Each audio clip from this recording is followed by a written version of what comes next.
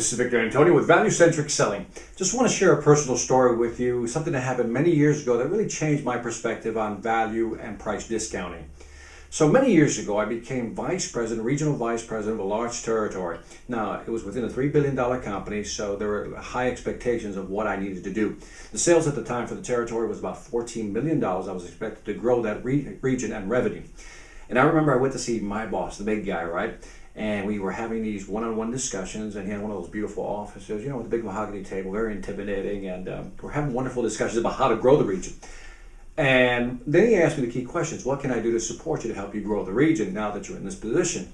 And without really thinking about it, my knee-jerk reaction, my reflex was to say, we need better prices. We need better prices in the market, better price concessions so we can sell more. In other words, if I have better price, I can sell more is what I was saying.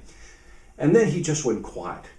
I can see his facial expressions just change, right? Just change and just go on, And then finally, after hearing the crickets for a while, everything was quiet. He finally said, Victor, he said, let me ask you a question.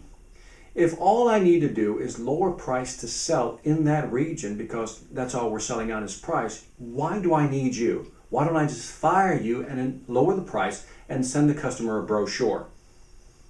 And I was like, wow. Mentally, I was like shocked by the statement. I went quiet for a while. I had to kind of gain my balance. I was suffering from mental vertigo, if you can understand that.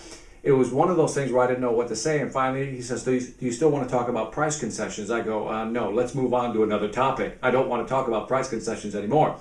Well, to make a long story short, in 2.5 years, we went from $14 million to $98 million in annual revenue in that territory.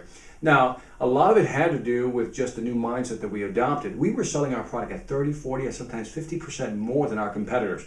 And so what happened is we gained the mindset of selling value. Because here's what happened. Now that I understood that my management was all about selling value and really didn't want to give away discounts, now when my directors or regional managers asked me about price concessions, what do you think I said? As soon as they asked me, I said, well, if we're selling on price, why do I need you? Why don't I just fire you, lower the price, and send the customer a brochure? And they had the same reaction I had, which is like, okay, let's go sell the value. Now, I'm not saying we never discounted product. Of course we did. We have to kind of negotiate. But we stuck to selling, majority of times, our value. And our value maintained those margins quite high. So my message to you is that if you as a manager have that mindset and it trickles down through your organization, you'll shift from being a price concession mindset to a value-centric mindset. In other words, your margin is going to be much greater than if you just discount price just to sell products in the market. I'm sure you agree with that. This is Victor Antonio with another Value-Centric Sales Moment reminding you, selling ain't hard when you know how and you don't discount as much.